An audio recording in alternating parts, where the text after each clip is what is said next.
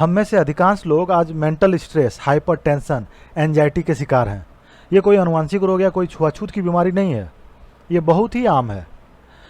India में 43% आबादी mental stress के शिकार हैं, चाहे वो संपन्न हो या विपन्न हो, किसी के साथ भी ऐसा हो सकता है। यहाँ तक कि पैसे वालों में ये ज़्यादातर पाए जाते हैं। कारण इसके कई हो सकते हैं। पारिवारिक समस्याएं, परिवार में द्वंद्व, झगड़ा, अशांति का माहौल, आर्थिक तंगी, अधूरे सपने, अधूरी स्टडी, सामाजिक उत्पीड़न, अकेलापन, माहौल के साथ एडजस्ट न कर पाना और इसके आगे बढ़ने पर डर, आत्मविश्वास की कमी, सिर दर्द, नींद न आना, हार्ट बीट का बढ़ना, ब्लड प्रेशर का समय असमय बढ़ना गिरना, स्किन पर चकत्ता, साइरोसिस, उदासी, चिड़चिड़ापन, गुस्सा आना, थका हुआ महसूस करना, भूलने की समस्या, घंटों बैठकर सोचते रहते हैं जिसका कोई और छोर नहीं, कभी बैठे बैठे रोने लगते हैं, कभी अचानक गिर पड़ते हैं और बेकाबू हो जाते हैं, तो कभी कभी सुसाइड टेंडेंसी भी देखी जाती है। ऐसे और भी कई लक्षण हो सकते हैं। इन सब का इलाज संभव है और अगर इच्छा शक्ति को मजबूत कर लें तो खुद ही खुद को बदलकर एक बेहतर रूप में अपने को पा सकते हैं। जबकि बैठे बैठे हर पल, हर दिन, हर घंटे सिर्फ सोच सोच कर मानसिक दुर्बलता के शिकार हो रहे हैं। नकारात्मक कल्पनाएं, बेवजह के वहम, खुद ही मन के अंदर बनाई डर की चार दीवारी और अनजाने व्यर्थ के दुस्वप्न में खुद को बंदी बनाकर घुटन की जिंदगी जीने को मजबूर हो गए हैं और खुद को नकारा, निकम्मा और हारा हुआ महसूस करते हैं। जितनी भी समस्याओं के बारे में मैंने बताया, सबसे पहले इनमें से जिन जिन समस्याओं से आपका वास्ता है उससे खुद को पूरी तरह अलग कर लें। खुद को अलग रखकर फिर अपनी समस्याओं को देखें, समझें, फिर आप उनके समाधान के लिए क्या कर सकते हैं लिखें और अगर लंबा समय लगता है तो समाधान की प्रक्रिया को हर दिन, हर घंटे और महीने के काम में बांट लें और आगे बढ़ें। क्योंकि जब समस्याओं का पहाड़ होता है और उसे आप एक ही बार में सोचते हैं तो डिप्रेशन में चले जाते हैं। तो इसे टुकड़ों में सोल्व करते जाएं।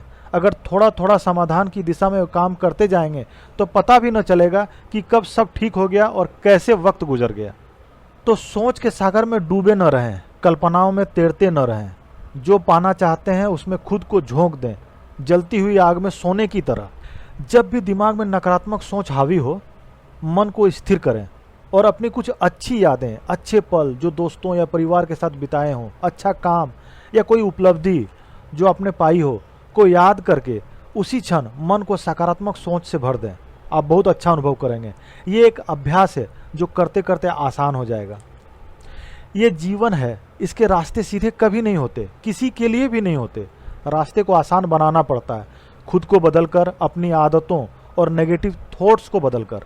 तभी आप मंजिल के रास्ते तय कर पाएंगे, अपने सपने पूरे कर सकेंगे। हमारा जो ये ब्रेन है, ये जलते हुए ओवन के ऊपर कढ़ाई की तरह है जिसकी फ्लेम लगातार जल रही है और ऊपर रखी कढ़ाई में आप जो डालते हैं वो पकना शुरू हो जाता है। आप समझिए, घर के किचन की कढ़ाई में खाना पकाते वक्त आप क्या डालते हैं, वही ना जो आप लोगों को खाना होता है, जिसकी आपने चॉइस की होती है, जो खाना आपको पसंद हो और जो आपके लिए बेहतर हो, फ़ायदा करे, न कि पेट खराब करे, प्रॉब्लम करे। ठीक वैसे ही दिमाग की कढ़ाई में भी कोई थॉट्स, कोई बात, कोई विचार खूब सोच समझ कर डालें, क्योंकि आप जो भी डालेंगे दिमाग उसी पर काम करना शुरू कर देती है। ये विचार करना उसका काम नहीं है कि ये आपके दिल दिमाग पर क्या असर करेगी। इसलिए ये समझना आपका काम है कि हम कढ़ाई में क्या डालेंगे, सड़े हुए बैंगन या फ्रेश गोभी, क्योंकि खाना आपको ही है। जब भी आप बेकार की सोच और फालतू की बातें अपने दिमाग पर लाद देते हैं तो वो उसे ही माइंड में डिस्ट्रीब्यूट करने और उस पर विचार करने में लग जाती है। तो सावधान रहें, दिमाग की कढ़ाई में कुछ भी डालने से पहले कुछ भी उठाकर न डाल दें। जब भी आप दिमाग में सकारात्मक बातें, हर दिन की रूटीन, किसी प्रोग्राम की प्लानिंग डालते हैं तो वे उसके लिए काम करना शुरू कर देती हैं। कौन क्या कहता है, किसके दिमाग में क्या चल रहा है, कौन आपके बारे में क्या सोचता है, इसी से मिलती जुलती हजारों नकारात्मक बातें हमारे दिमाग की मेमोरी को ब्लॉक किए रहती है। अब आप समझिए कि आपके दिमाग में भी एक डाटा स्टोर है जहां ऐसी हजारों फिजूल बातें रिकॉर्ड हो रखी हैं जो सिर्फ नुकसान ही नहीं कर रही हैं बल्कि आपके मानसिक स्वास्थ्य के लिए घातक साबित होती है। समय समय पर दिमाग के स्टोरेज डाटा को रिफ्रेश करने के लिए और बेकार के थॉट्स को बाहर करने के लिए फॉर्मेट का तरीका है मेडिटेशन। 10 से 15 मिनट 2 बार दिन में, 3 बार करें तो और बेहतर। प्राणायाम करें, विशेषकर श्वास प्रश्वास का अभ्यास, ब्रीदिंग एक्सरसाइज। ये आपके अंदर से डर, घबराहट, बेचैनी ऐसी चीज़ों को दूर करेगी और सकारात्मक विचार पैदा करेगी। परिवार के किसी करीबी, कोई साथी या किसी मेंटर से अपनी समस्याओं को शेयर करें। अपने अंदर चल रहे मानसिक तनाव को बताएं। वो आपको इससे निकलने के उपाय और सही परामर्श देंगे, जिससे आप बहुत रिलैक्स फील करेंगे।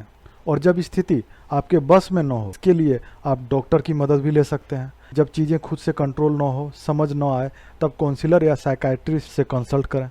लेकिन किसी भी कीमत पर हार न माने। जिंदगी इकलौती है, इसे खोना नहीं, इसे इसके बेहतरीन रूप में देखना ही इसकी मंजिल है। किसी भी कीमत पर गिव अप न करें। Thank you. अगली वीडियो में मिलने के लिए सब्सक्राइब करना न भूलें। Thank you so much.